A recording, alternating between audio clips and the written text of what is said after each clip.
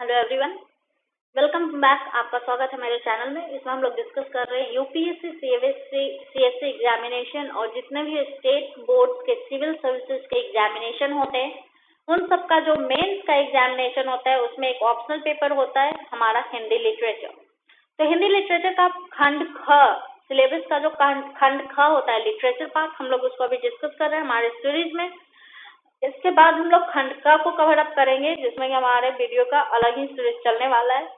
तो बेहतर होगा आप हमारे चैनल को सब्सक्राइब करें जिससे कि आप किसी भी तरह का कोई भी अपडेट मिस आउट ना करें। इसके अलावा आप मुझे फॉलो अप कर सकते हैं मेरे टेलीग्राम चैनल पर, जहां आपको हमारे सिलेबस से, हमारे वीडियो से, हमारे लेक्चर से मिलते जुलते बहुत कुछ आपको अपडेट्स वहां मिलेंगे। साथ ही एक टेस्ट सीरीज भी वहां कंडक्ट होगा जिसको कि आप हमारे चैनल से फाइंड आउट कर सकते हैं। वहां से आप अपने आप को अपडेट रख सकते हैं उसके अपडेशन के लिए। चलिए आगे बढ़ते हैं हमारे इस सीरीज में। हमारे इस सीरीज में आज का जो टॉपिक है हमारा वह है हमारे हिंदी साहित्य का इतिहास का आदिकाल स्टेज।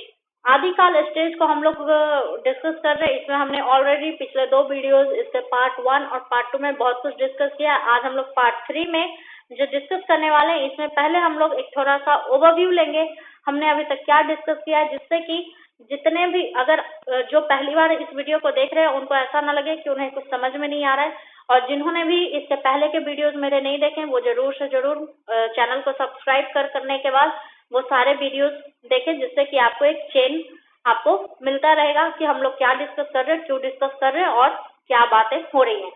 तो देखिए, सबसे पहले हम लोग जो देखने वाले हैं, अभी तक हमने जो डिस्कस किया है वो ये है कि जो आदिकाल जिसको कि हम लोग डिस्कस कर रहे हैं, आज हम लोग जिसकी बातें कर रहे हैं, तो ये आदिकाल को हमने 2 भागों में डिवाइड किया है। पहला है रासो साहित्य और दूसरा है धार्मिक साहित्य।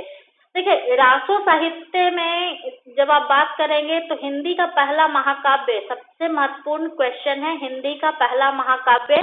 तो हिंदी का पहला महाकाव्य क्या है? वो है पृथ्वीराज रासो।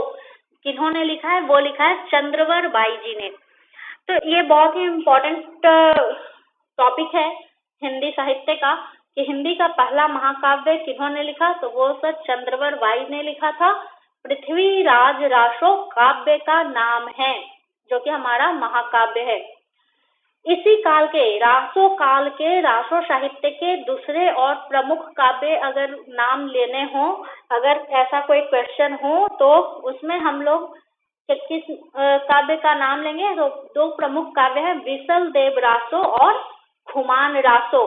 तो देखिए, इन रचनाओं में ये जो काव्य रासो साहित्य की हम लोग बात कर रहे हैं, तो रासो साहित्य में जो रचनाएं होती थी उसमें कवियों द्वारा अपने आश्रयदाताओं के शौर्य एवं ऐश्वर्य का अतिशयोक्तिपूर्ण वर्णन है।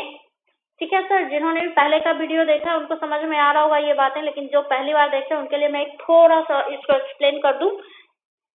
इस काल के जो कवि हुआ करते थे, जो रचनाकार हुआ करते थे, वो किसी न किसी राजा के दरबार में रहते थे, वहां उनका मनोरंजन करते थे, अपना काव्य प्रदर्शन करते थे। तो उनका एक मोटिव होता था कि जिस राजा के आश्रय में वो हैं, जिन राजा के दरबार में वो हैं, तो उनके शौर्य का, उनके ऐश्वर्य का, उनके वैभव का बहुत बढ़ा चढ़ाकर वो वर्णन करते थे। उसका 2 कारण होता था, एक तो कि राजा खुश रहे और दूसरा कि जैसा राजा होते हैं उनकी प्रजा उनके बारे में अच्छी बातें सुनना ज्यादा पसंद करती थी, जिससे कि जनता को ये ना लगे कि हमारा ही राजा किसी तरह से दूसरे राजा से कम है। तो इस तरह की बातें होती थी और इसके कारण ही वो अपनी रचनाओं में ज्यादातर क्या वर्णन करते थे? तो राजा के शौर्य की, राजा के ऐश्वर्य की, राजा के वैभव की, उनके गुणों की का बखान करते थे, है ना, उनके नीति का, उनके रीति का, कि ऐसे हमारे राजा वैसे हैं। इसमें क्या होता था कि वो अतिशयोक्ति अलंकार यूज किया करते थे। देखिए, बहुत से लोगों को समझ में नहीं हो रहा कि अलंकार क्या है, रस क्या है। तो हमारा जो हिंदी साहित्य होता है उसका जो ग्रामेटिकल पोर्शन होता है उसमें ये सारी चीजें हम लोग पढ़ने वाले हैं, रस, अलंकार, समास, है ना, नायक भेद, बहुत सारे टॉपिक्स हैं जो बहुत ही महत्वपूर्ण है। तो हमारे दूसरे वीडियो का जो सीरीज है उसमें हम लोग ये सब फॉलो अप करने वाले हैं। बहुत जल्द आपको चैनल पर वो वीडियोस भी मिल जाएंगे। तो देखिए, इन रचनाओं में दूसरी बात आप याद रखेंगे, शैली का, किस काव्य शैली का प्रयोग हुआ है, तो वो है डिंगल और पिंगल। है ना। छंद और दोहों का प्रयोग बहुतायत हुआ है, बहुत ज्यादा, लेकिन इनमें भाषाएं भी बहुत बदली हैं। अलग अलग कवियों ने अलग अलग भाषाएं, अलग अलग जगह पे रहने वाले लोगों ने अपने रीजन की भाषाओं को उसमें सम्मिलित किया है, तो इसमें बहुत सारी विविधताएं हैं। दूसरी तरफ जो धार्मिक साहित्य है, देखिए धार्मिक साहित्य को 3 भागों में हमने डिवाइड किया है, नाथ, जैन और सिद्ध। नाथ, जैन और सिद्ध साहित्य, नाम से ही आपको लग रहा होगा कि विभिन्न धर्मों का साहित्य है। जी हाँ, ये विभिन्न धर्मों के कवियों ने अपने धर्मों के प्रचार प्रसार के लिए जो साहित्य किया, जो रचनाएं की, उनको हमने कहा धार्मिक साहित्य। और ये धार्मिक साहित्य मुख्यतः 3 धर्मों के लिए आपको मिलेंगे, 3 धर्मों के साहित्य मिलेंगे, नाथ, जैन और सिद्ध। तो ये 3 प्रकार हैं धार्मिक साहित्य के, जो हम लोग पढ़ने वाले हैं, जो हमारे सिलेबस में है। इसके बाद आगे बढ़ते हैं।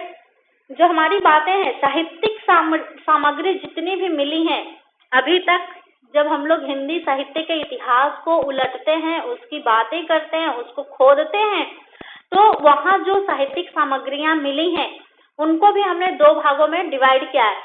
कुछ है संदिग्ध और कुछ है असंदिग्ध। देखिए, कुछ असंदिग्ध जो है वो या तो अपभ्रंश भाषा में या फिर प्राकृत भाषा में है ना। और जो संदिग्ध हैं वो तो संदिग्ध ही है, उनकी चर्चा कहीं नहीं है।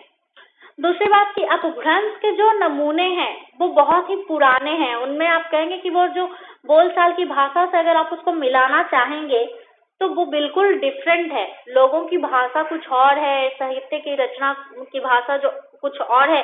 इस कारण भी एक बहुत बड़ा ये कारण बन जाता है कि बहुत सारी रचनाएं अभी भी संदिग्ध हैं, क्योंकि उनका किसी भी तरह से उस समय की आम बोलचाल की भाषा से कोई भी सबूत, कोई भी ये नहीं मिलता है ना।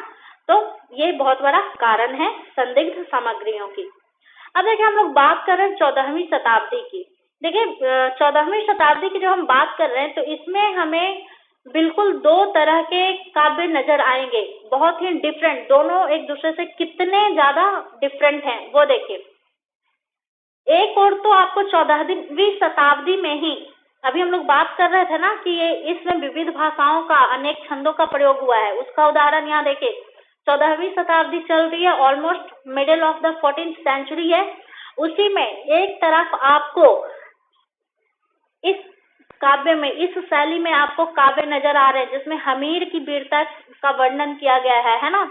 राजा हमीर की का वर्णन किया गया है। तो इसके लिए कवि लिखते हैं, चलिए वीर हमीर पायभर मैनी कंपई, दिगमग नह अंधार धुली सुरही अच्छाई।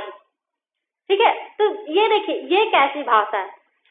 ये है साहित्यिक भाषा। ये भाषा जो साहित्य में यूज हो, ये भाषा जिसमें कि ई की मात्रा बहुत ज्यादा में यूज होती थी, जो सिर्फ और सिर्फ साहित्य में लोग यूज करते थे। इसका लोगों की बोलचाल से कोई लेना देना नहीं था। वहाँ के जो लोकल लोग थे, जो आम बोलचाल की भाषा थी, वो इससे बिल्कुल डिफरेंट थी। वो कौन सी भाषा थी? वहीं दूसरी तरफ देखिए, लोगों को आपस में बात करते थे पहेलियों और मुकरियों में। हम लोग जैसे कहते हैं ना कि क्या था, एक थाल मोती से भरा, सर के ऊपर औंधा पड़ा। तो ये क्या, हम लोग आकाश की बात कर रहे होते थे, है ना। तो ऐसी पहेलियां मुकरियां हम लोगों ने भी बहुत सुना है अपने दादा से, दादी से, नाना से, नानी से, है ना। तो ये चीजें होती थी जो लोगों की बोलचाल की भाषा होती थी। तो खुसरो साहब ने इस भाषा को उठाकर साहित्य में डाल दिया। उन्होंने कहा कि मैं लोगों के लिए साहित्य कर रहा हूँ, मैं लोगों के लिए रचनाएं कर रहा हूँ, उनके लिए कविताएं कर रहा हूँ, तो फिर उनकी बोली में क्यों नहीं, उनकी भाषा में क्यों नहीं? क्यों ना वो साहित्य को अपना ले। ऐसा उन्हें लगे कि ये जो साहित्य है वो उनके बारे में, उनके लिए ही है, उनके बीच से ही किसी इंसान ने यह कहा है। तो उन्होंने इस चीज को, लोगों के जीवन में साहित्य को बिल्कुल फिट करने के लिए, है ना, दोनों को पास करने के लिए, उन्होंने लोगों की बोलचाल की भाषा को, जिसमें पहेलियां और मुकरियां हुआ करती थी, उसको साहित्य में ले गए। वो उन्होंने किस तरह से साहित्य किया वो देखिए। एक नार ने अचरज किया, सांप मार पिंजरे में दिया। ये क्या है? ये मुकरियां है ना। ये कहते हैं कि ये क्या कह रहे हैं कि एक इंसान ने तो बहुत अजीब काम कर दिया, अरे सांप को मार के पिंजरे में डाल दिया। अगर ऐसे कहा जाए तो कहेगा क्या बकवास है ये, है ना। लेकिन इसका अर्थ देखिए, इन्होंने ये पहेलियों में कहा, है ना, कि कोई इंसान या तो इतना बेवकूफाना हरकत कर सकता है, वो सांप को मार के पिंजरे में रख रहा है ना। या फिर ये कहना चाह रहे हैं कि वो इतना बहादुर था, इतना अक्लमंद इंसान था सामने वाला, कि उन्होंने अपनी चालाकी से, अपने समझदारी से सांप को भी मारकर पिंजरे में कैद कर दिया, है ना। तो इस तरह की बातों को, इस तरह की भाषाओं को अमीर साहब ने साहित्य में लाया। तो आदिकाल में एक्चुअल में इसी तरह की रचनाएं हो रही थी, जहां हर एक, मतलब आप कह सकते हैं कि हर एक कवि हर दूसरे कवि से डिफरेंट होता था। दो कवि एक ही जगह पर एक ही टाइम पर साहित्य कर रहे, काव्य कर रहे, लेकिन दोनों की भाषा अलग है, दोनों के छंद अलग हैं, दोनों की शैली अलग है ना। तो इतनी विभिन्नताएं थी, इतने ज्यादा डिफरेंसेस थे। दूसरी तरफ देखें कि आदिकाल का जो साहित्य था, इसको हम लोग दो भाषा में बांटेंगे। अभी तक जो हमने देखा उसके अकॉर्डिंग, उसके आधार पर हम लोग आदिकाल के साहित्य को दो भाषाओं में, दो भागों में बांटेंगे। पहला भाग है अपभ्रंश साहित्य, जिसमें कि धार्मिक साहित्य आपको मिलेंगे। अपभ्रंश साहित्य मतलब जो साहित्य अपभ्रंश भाषा में रचित है, जो लिखे गए हैं। दूसरा जो पार्ट है वह है भाषा साहित्य। भाषा साहित्य मतलब लौकिक साहित्य, जिसमें कि संदिग्ध है या फिर काल्पनिक है। संदिग्ध मतलब क्या होता है कि वो हैं, लेकिन उनके काल पर, उनकी रचना के काल पर अभी तक कोई ठोस प्रमाण नहीं मिला है। मतलब वो हैं, एग्जिस्ट कर रहे हैं, बट हमें उसके लिए अभी तक कोई ठोस वजह नहीं मिली है। कोई उसको सत्यापित नहीं कर सकता कि वो किस काल की, किस समय की रचनाएं हैं, किस बारे में। दूसरा जो पार्ट है वह है काल्पनिक, जस्ट इमेजिनरी जो पोएम्स होते हैं, इमेजिनरी फैसिनेटिंग वर्ड्स। तो इसको उन्होंने कहा कि लौकिक साहित्य में दो चीजें हैं, एक है संदिग्ध, एक है काल्पनिक। मतलब एक है लेकिन उस पर डाउट है ना, डाउटफुल, और एक टोटली इमेजिनरी। देखिए दोनों दो चीजें हैं, दोनों को बिल्कुल अलग अलग समझेंगे। एक डाउटफुल है और दूसरा कंप्लीटली इमेजिनरी। एक जो है ही नहीं उसको सोच रहे हैं, है ना, कल्पना कर रहे हैं, और एक जो है लेकिन इसका, क्योंकि हमें कुछ अता पता नहीं है कि वो किस काल की रचनाएं हैं, कब इसकी रचना हुई, क्या इसके प्रमाण है, तो उसको हम लोग सत्यापित नहीं कर पा रहे, इसलिए वो संदिग्ध में है ना। तो ये अब तक की बात हुई। ये हम लोग अब तक आदिकाल के साहित्य को देख रहे हैं, इसमें कितने डिफरेंसेस हैं, इसके कैसे हमने इसको, इतना डिफरेंसेस होने के बावजूद हमने कैसे डिफरेंट डिफरेंट पार्ट में इसको डिवाइड करना है, कैसे कैसे इसको समझना है, और ऐसे ही आगे बढ़ते रहना है। आदिकाल बहुत एक्चुअली बहुत इम्पोर्टेंट है, हिंदी साहित्य का जो इतिहास है बहुत इम्पोर्टेंट है, और इसको पढ़ने के लिए बहुत ही डेडिकेशन की जरूरत है। अगर आप लोग सारे वीडियोस लगातार देख रहे हो तो आपको बहुत अच्छे से समझ में आएगा, लेकिन अगर आप जस्ट ऐवी देख ले रहे हो कि ठीक है आज देख लिया, कल मिस आउट कर दे रहे हैं, तो बहुत आपको डिफिकल्ट होने वाला है, बहुत टाइम आपका बर्बाद होने वाला है। तो बेटर होगा आप चैनल को सब्सक्राइब करें, हर एक वीडियो से अप टू डेट रहे। जहां समझ में ना आए कमेंट कर सकते हैं, आप मुझे मैसेज कर सकते हैं, हम लोग अपने सारी क्वेरीज को शॉर्ट आउट करेंगे। और मिलते हैं अगले वीडियो में, तब तक के लिए जुड़े रहे, चैनल को सब्सक्राइब करें, लोगों के बीच में शेयर करें, ज्यादा से ज्यादा व्यूज करें।